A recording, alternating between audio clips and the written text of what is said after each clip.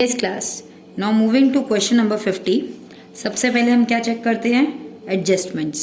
Okay, adjustment first adjustments propose dividend है, easy.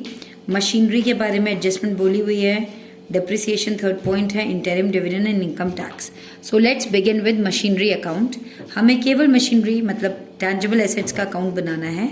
ऊपर आपको मशीनरी नहीं दिया, टैंजिबल एसेट्स दिए, तो वो हमारी मशीनरी भी हमारी टैंजिबल एसेट्स है, तो हम उसी का अकाउंट बनाएंगे, राइट।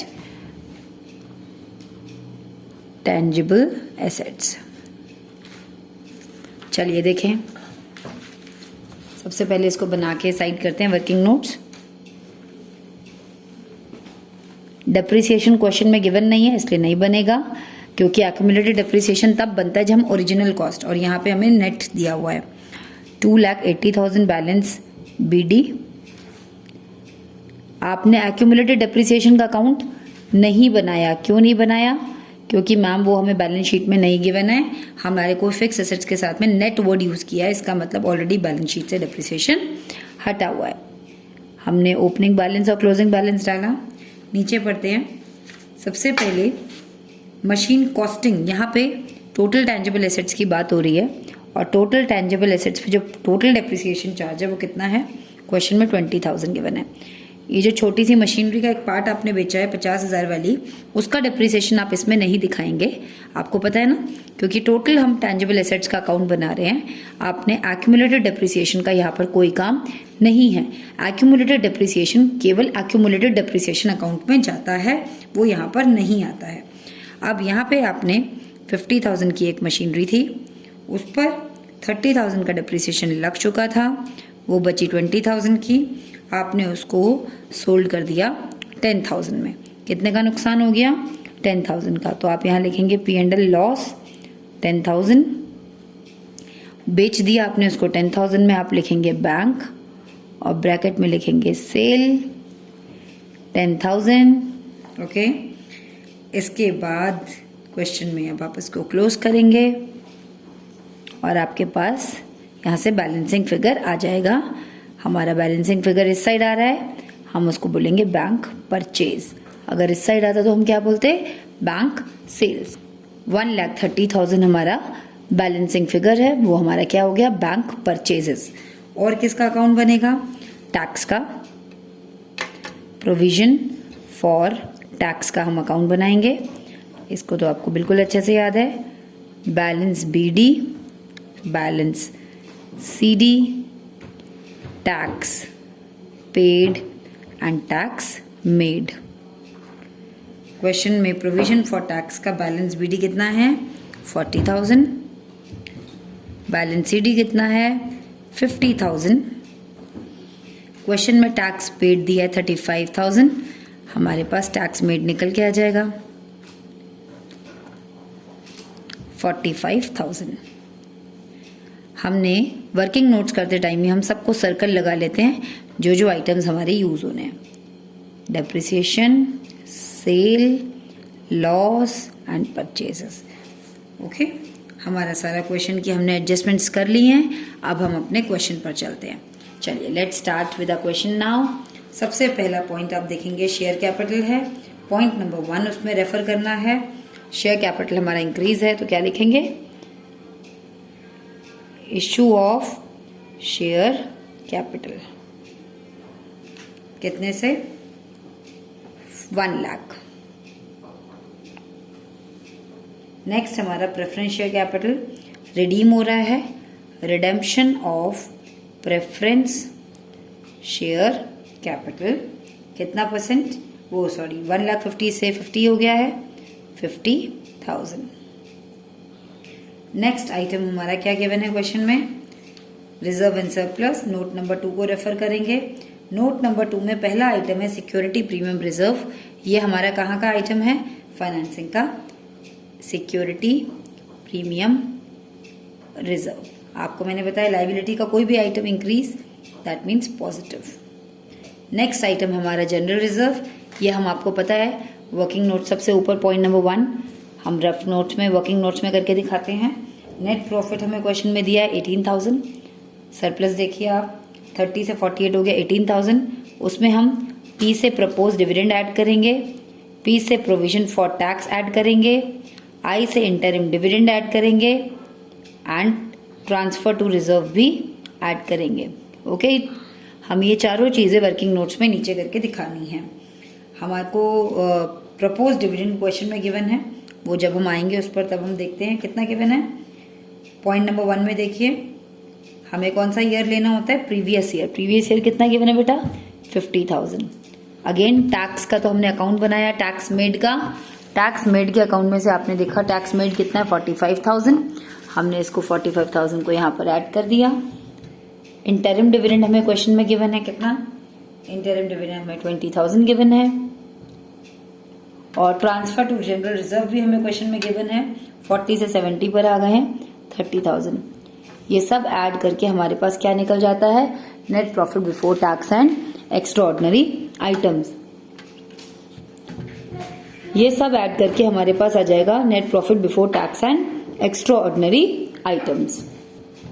1,63,000 हमारा net profit before tax and extraordinary items आ गया है। अब हम आ जाते हैं अपना पीछे पॉइंट ट्रेड पेबल्स पर। ट्रेड पेबल्स हमारा इंक्रीज हो रहा है, कितना इंक्रीज हो रहा है देखिए, यहाँ लिखेंगे इंक्रीज इन ट्रेड पेबल 88 से 1,22,000 हो गया है, 34,000 से वो इंक्रीज हो रहा है। नेक्स्ट आइटम है short term provision. Short term provision में पॉइंट नंबर 3 को रेफर करने के लिए बोला गया है, जिसके लिए हमने टैक्स का अकाउंट बनाया था। हमें प्रोविजन फॉर टैक्स मिल गया है, हमने ऊपर ऐड कर दिया है। टैक्स पेड की जगह 35,000 हम अभी से यहाँ लिख देते हैं, माइनस करेंगे 35,000। नेक्स्ट आइटम है हमारे पास टैंजिबल एसेट्स। इसका भी हमने अकाउंट बनाया है, अकाउंट से कॉपी करना शुरू कीजिए। सेल ऑफ एसेट्स, इन्वेस्टिंग, जिसका अकाउंट बनाया है फिर आप उसको ऊपर नहीं देखेंगे। Sale of assets 10,000 positive. फिर आपने यहाँ पर डेप्रिसिएशन भी लिखा है। डेप्रिसिएशन कौन सी एक्टिविटी में आता है, यहाँ पर आता है डेप्रिसिएशन। कितना बोले डेप्रिसिएशन, 20,000 डेप्रिसिएशन है। Loss on sale of machinery, loss on sale of machinery कितना है, loss on sale of machinery 10,000 है। यहाँ पर हमारा परचेजेस निकला था, परचेजेस ऑफ मशीनरी यानी कि असेट्स जो भी है, कितना 1,30,000। ओके, नेक्स्ट हमारा आइटम आता है इनटैंजिबल एसेट्स में गुडविल। गुडविल रिटर्न ऑफ हो रही है, गुडविल एमोटाइज्ड। कितने से गुडविल एमोटाइज्ड हो रही है, 25,000 से। नेक्स्ट आइटम हमारा करंट इन्वेस्टमेंट, ये हमारा कैश एंड कैश इक्विवेलेंट होता है, इसलिए अभी हम इसको छोड़ेंगे। इन्वेंट्रीज, इन्वेंट्रीज इंक्रीज हो रही हैं, increase in inventory. Current asset increase होती है तो क्या करते हैं, negative, 82,000 negative. Next item trade receivable, no change, नहीं आएगा। कैश एंड कैश इक्विवेलेंट बाद में यूज होगा। नोट्स टू अकाउंट्स में सारा कुछ हमने कर लिया है। अगेन यहाँ पर अब हम देखते हैं कोई पॉइंट हमसे छूटा तो नहीं है। हमसे एक गलती जो हुई है, प्रपोज डिविडेंड जब हमने ऊपर पे किया था तो हमें नीचे भी उसी टाइम इसको प्रपोज डिविडेंड यहाँ लिख देना चाहिए था।